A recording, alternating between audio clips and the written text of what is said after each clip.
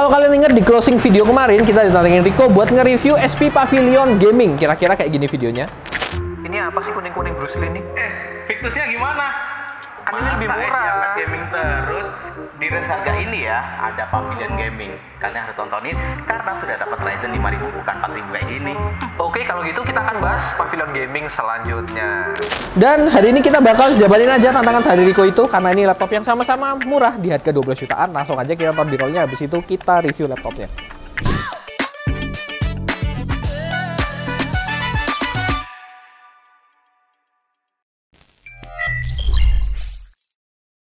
Ini dia SP Pavilion Gaming EC2047AX yang sebenarnya udah sempat direview sama Rico beberapa bulan yang lalu, tapi yang berbeda sekarang dia sudah menggunakan Windows 11 dan juga Office Home Student 2021. Prosesornya menggunakan Ryzen 5 5600H dan dibekali dengan kartu grafis GTX 1650. Untuk harganya sendiri sebenarnya harga normalnya tuh sekarang ada di 13.299.000, tapi lagi ada diskon di websitenya SP sekarang jadi tinggal 12.799.000 aja. Dan laptop ini dibekali dengan garansi 2 tahun yang disertai juga dengan Accidental Damage Protection, jadi mantep banget. Pertama, seperti biasa kita ngomongin desainnya terlebih dahulu. Untuk bahan material case-nya seperti biasa menggunakan plastik polikarbonat. Finishingnya hitam doff dan masih kelihatan kalau ini laptop gaming, mulai dari desain layar dan juga bodi pinggiran engsel ini yang dibuat lebih miring. Terus desain exhaust portnya juga kelihatan keren kalau dilihat dari belakang. Dan kalau laptop sekarang rata-rata speakernya diletakkan di bagian bawah bodi, tapi di Pavilion Gaming ini masih diletakkan di bagian atas keyboard pakai bentuk diagonal-diagonal yang timbul tenggelam kayak gini.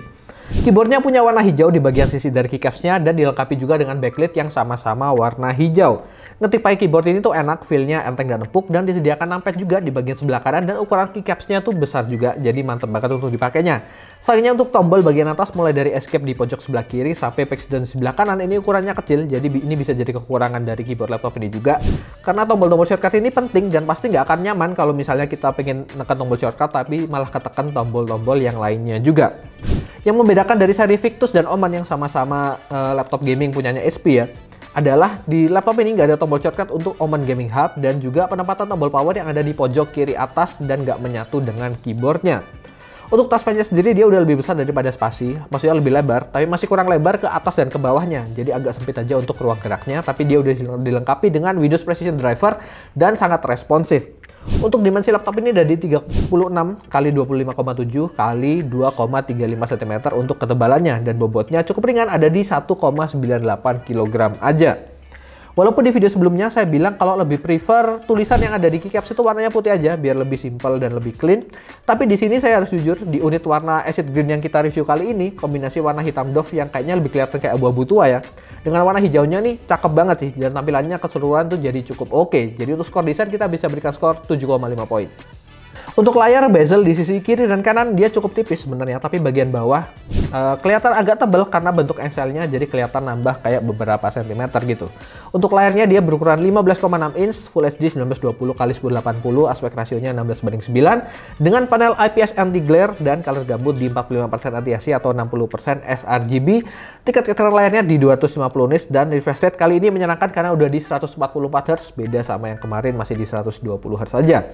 Jadi untuk skor display untuk laptop di harga 12-13 juta ini udah cukup oke, kita bisa berikan skor 7,5 poin.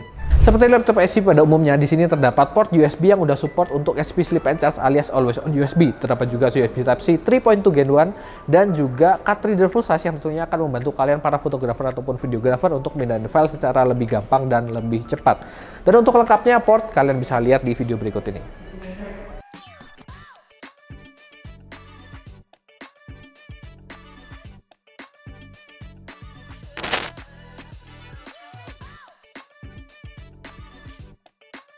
Untuk fitur-fitur di laptop ini, dari segi konektivitas dia sudah menggunakan ini bundlingnya SP andalan ya, yaitu Wi-Fi 6 dan juga Bluetooth 5.2. Lalu untuk audio juga udah diurusi sama Bang & Olufsen, jadi suaranya tuh nggak usah diragukan, dia mantep banget untuk bermain game, apalagi tuh sangat bisa dibilang imersif lah ya. Dan ada software Oman Gaming Hub, ini tempat kalian harusnya sih bisa mengatur performance dari laptop ini, cuman sayangnya di laptop ini tuh entah kenapa nggak diberikan pilihan untuk mode performance-nya. Jadi ya kalian nggak bisa milih mode hemat baterai ataupun mode performance. Dan ada satu fitur yang terdapat di Omen Gaming 5 ini yaitu Network Booster. Tentu saja ini untuk memprioritaskan penggunaan koneksi internet untuk kalian bisa bermain game dengan lebih lancar. Dan kayak gini tampilan dari webcamnya SP Pavilion Gaming ini dengan 720 pixel dan 30 fps. Untuk warna kulit sendiri sebenarnya dia ya lumayan akurat lah. Cuman sedikit agak merah ya, tapi sedikit banget. Nggak ada saturasi warna yang berlebihan, dan kira-kira hasilnya kayak gini. Noise-nya ya masih kelihatan, cuman nggak terlalu parah banget. Dan sayangnya nggak dilengkapi dengan privacy shutter, baik itu yang manual maupun yang e-shutter. Jadi kalau kalian ingin privasi yang lebih baik, silahkan kalian tempelkan stiker atau apa di depannya webcam ini. Jadi untuk skor fitur keseluruhan termasuk portnya kita bisa berikan skor di 7,5 poin. Sekarang kita bahas lebih detail soal performance dari laptop ini, karena ini sebenarnya berbeda dengan yang di review Rico beberapa bulan lalu yang masih menggunakan Windows 10 ya. Untuk prosesor dia menggunakan AMD Ryzen 5 5600H dengan 6 core 12 thread, base clock speed di 3,3 GHz dan boostnya mencapai 4,2 GHz. Menggunakan fabrikasi 7 nanometer FinFET dengan L3 case 16 MB dan TDP prosesor di 45 Watt. Lalu untuk performance dari prosesor ini sendiri, menggunakan L15 kita dapatkan skor di 1611 CB. Untuk L20 single core-nya di 526 poin, sedangkan multi core-nya di 3546 poin. Dan kita lakukan looping sebanyak 10 kali untuk menguji konsistensi dan kita dapatkan hasil yang bagus banget, di mana average-nya kita bisa dapatkan di 3537 poin dengan suhu rata-rata di 73,9 derajat dan maksimum hanya menyentuh 86,7 derajat. Jadi ini ada penurunan suhu untuk suhu maksimumnya, di mana yang di review Rico kemarin bisa menyentuh hingga 90-an derajat Celcius. Selanjutnya untuk 3D rendering menggunakan Blender, CPU render kita dapatkan waktu di 4 menit 38 detik. Ini udah termasuk yang ya cukup kenceng lah untuk Ryzen 5 5600H. Kalau ngomongin RAM-nya dia udah 16 GB dual channel dari 4 3200. Cuman sayangnya untuk RAM ini kalian kayaknya nggak bisa upgrade lagi karena maksimum cuma bisa menampung 16 GB dual channel aja. Untuk storage-nya dia menggunakan SSD NVMe PCIe berkapasitas 512 GB dengan speed rate-nya di 3471 MB/s, sedangkan rate-nya di 2862 MB/s. Selanjutnya untuk graphic card dia menggunakan dual graphics dengan integrated-nya Radeon Graphics dan dedicated-nya Nvidia GeForce GTX 1650 4 GB 128 bit. TGP-nya di limit di antara 50 sampai 55 Watt. Lalu untuk performance rendering video 1 menit 4K cut tanpa efek dan hanya single layer, kita dapatkan waktu rendering di 1 menit 34 detik. Sedangkan untuk GPU render sendiri menggunakan Blender di model BMW, kita dapatkan GPU render di 2 menit 36 detik. Jadi ini waktu yang sekali lagi ini kenceng banget untuk GTX 1650. Untuk pengujian gaming simulasinya kita menggunakan 3D Mark. Untuk time spec kita dapat skor di 3598 poin. Sedangkan untuk Firestrike di 8538 poin. Ya ini sekali lagi bukan skor yang tinggi, tapi mengingat dia menggunakan GTX 1650, ini udah termasuk skor yang baik. Sedangkan untuk stress sendiri dia lolos di 97,7%. Dengan suhu di tengah-tengah pengujian tuh naiknya cukup drastis untuk CPU-nya, sehingga maksimumnya ada di 86 derajat Celcius. Sedangkan GPU-nya tuh tetap stabil aja di kisaran 66 sampai 68 derajat Celcius. Dan berikut adalah grafik perbandingan 3D Mark V Strike laptop ini dibandingkan beberapa laptop yang udah pernah kita uji sebelumnya, dan bisa dilihat dia bersaing dengan laptop-laptop yang harganya masih ada di atas harga laptop ini. Untuk pengujian gaming realnya kira-kira kayak gini hasilnya. Dota 2 dengan Full HD 1080 dan rata kanan untuk grafiknya. Untuk GTX 1650 ini udah pasti lancar lah, kita bisa dapatkan di atas 140 fps. Gak ada kendala sama sekali. Sedangkan untuk RAM-nya sendiri dia kepake ya kira-kira separuh lah, di 8 GB. CSGO juga kita dapatkan lancar dengan settingan tetap di Full HD dan juga high. Kita bisa dapatkan di atas 160 fps ya, 150 sampai 160-an lah. Gak ada kendala sekali lagi untuk game ini. Dan kalau kita ngelihat RAM-nya sekali lagi ada di 8 GB yang kepake alias separuh dari RAM-nya ini. Jadi memang kalau untuk laptop gaming, walaupun main game e-sport yang cukup ringan kayak misalnya CSGO dan juga Dota, itu paling nggak kalian upgrade ke dual channel RAM-nya jadi 16 GB supaya lebih lancar.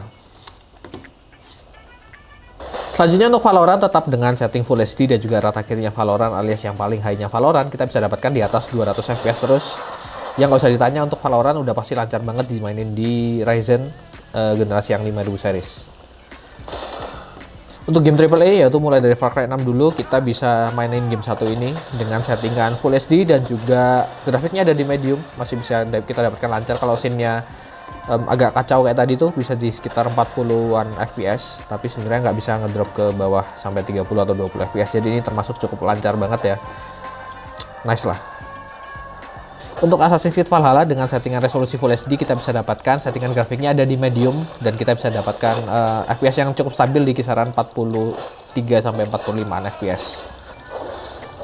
Untuk costly upgrade sebenarnya kalian disediakan 2 slot SODIMM, tempat kalian bisa masang RAM dual channel, tapi dua-duanya udah kepasang 8GB masing-masing, jadi totalnya 16GB dual channel, dan kayaknya kalian nggak bisa upgrade lagi. Sementara untuk storage kalian bisa upgrade dengan menambahkan SATA, karena di sini ada slot SATA, kalian bisa nambahkan hard disk ataupun SSD.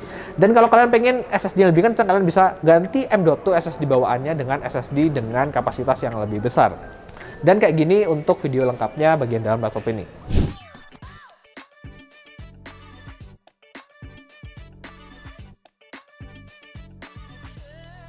Overall hasil pengujiannya ini lumayan mirip, kalaupun ada beda tuh nggak jauh banget dengan Pavilion Gaming dan sama yang kita udah pernah review kemarin, cuman berbeda di OS-nya yang dulu masih menggunakan Windows 10, sekarang udah pakai Windows 11.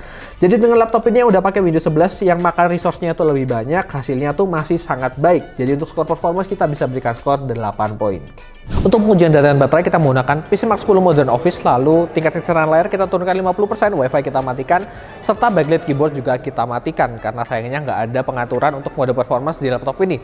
Dan laptop ini mampu mencatatkan waktu di 4 jam 17 menit aja, ya ini wajar karena sekali lagi untuk mode powernya kita nggak bisa setting sama sekali. Jadi untuk skor daya tahan baterai kita bisa berikan skor 7 poin.